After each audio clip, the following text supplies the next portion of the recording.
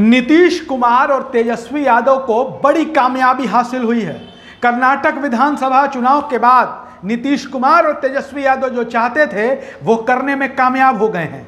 अब आप भी पूछेंगे कि भाई कर्नाटक विधानसभा चुनाव के नतीजों से कांग्रेस खुश है, कांग्रेस के गठबंधन के सहयोगी हैं नीतीश कुमार, तेजस्वी यादव, इस आधार पर वो भी खुश हैं, ये तो समझ में आता है। लेकिन कर्नाटक विधानसभा चुनाव में ऐसा क्या हो गया कि जो नीतीश कुमार चाहते थे, जो तेजस्वी यादव चाहते थे, वो हो गया।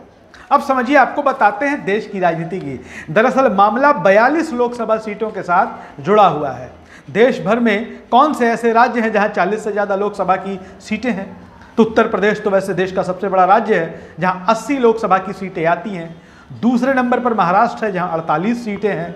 तीसरे नंबर पर पश्चिम बंगाल है जहां 42 लोकसभा की सीटें हैं। फिर बिहार की बारी आती है जहां 40 लोकसभा की सीटें हैं। बात पश्चिम बंगाल की कर रहे थे हम।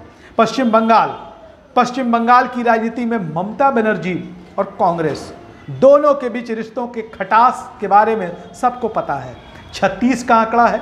ममता बनर्जी कांग्रेस पर लगातार बयानों के तीर छोड़ती रहती हैं और बार बार ये कहती रहती थी कि हम अकेले पश्चिम बंगाल का चुनाव लड़ेंगे।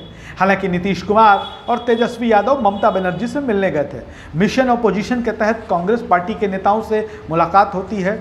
उसके बाद दिल्ली के मुख्यमंत्री अरविंद केजरीवाल से मुलाकात होती है। लेकिन दिल्ली से बाहर का जब दौरा होता है तो नीतीश कुमार और तेजस्वी यादव मिलने जाते हैं ममता बनर्जी से।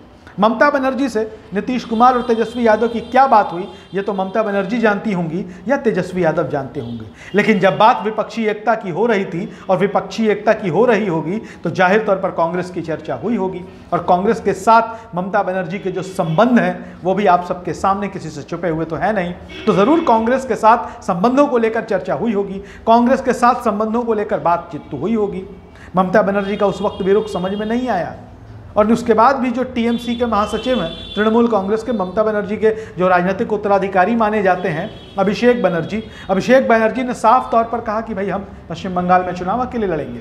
लेकिन जिस तरीके से कर्नाटक चुनाव के नतीजे आए, कहते हैं ना कि जब आप सफल हो जाते हैं तो सफलता के पीछे कई लोग खड़े हो जाते हैं। ऐसा ही हुआ कर्नाटक चुनाव नतीजों के बाद। जो ममता बनर्जी कांग्रेस को भाव देने को तैयार नहीं थी, उन्होंने कांग्रेस को बधाई दी।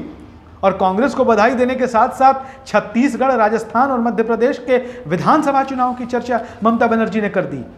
उन्होंने कहा कि जिस तरीके से कर्नाटक की जनता ने जो अधिनायकवादी ताकतें हैं बीजेपी के खिलाफ, ममता बनर्जी ने बोला, उन्होंने भारतीय जनता पार्टी को शिकस्त दी है, धूल चटाई है, वैसे ही आने वाले समय में जो और दूसरे राज्य हैं वहां भी यही स्थिति होने वाली है। उन्होंने मध्य प्रदेश का जिक्र किया, उन्होंने राजस्थान का जिक्र किया, ममता बनर्जी ने छत्तीसगढ़ का जिक्र किया।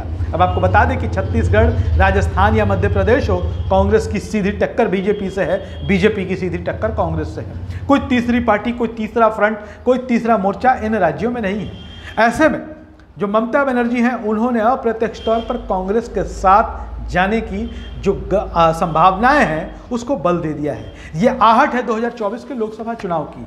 नीतीश कुमार जो चाहते थे, तेजस्वी यादव जो चाहते थे, जिस उद्देश्य को लेकर, जिस कामना को लेकर नीतीश और तेजस्वी ममता बनर्जी से मिलने पश्चिम बंगाल की राजधानी कोलकाता गए हुए थे, वो तो मिशन सफल होता हुआ दिखाई दे रहा है। क्योंकि जो लोग यह चाहते थे, ये यही चाहते थे कि मिशन ऑपोजिशन, विपक्ष के सामने, बीजेपी के एक उम्मीदवार के सामने एक उम्मीदवार विपक्ष का हो। पश्चिम बंगाल इसके लिए ज़रूरी था। पश्चिम बंगाल में 42 सीटें हैं, बीजेपी ने वहाँ 18 सीटें पिछली बार जीत ली थी। लेकिन अगर कांग्रेस और टीएमसी एक मंच पर आते हैं तो बीजेपी एक सीट जीतने के लिए तरस जाएगी पश्चिम बंगाल में, ये भी सच्चाई है। ऐसे में नीतीश कुमार और तेजस्वी यादव के लिए भी ये कर्नाटक विधानसभा चुनाव अच्छी खबर लेकर आए हैं। देश, दुनिया और बिहार से जुड़ी तमाम ऐसे ही राजनीतिक खबरों, घटनाओं के लिए बने रहिए हमारे साथ। धन्यवाद।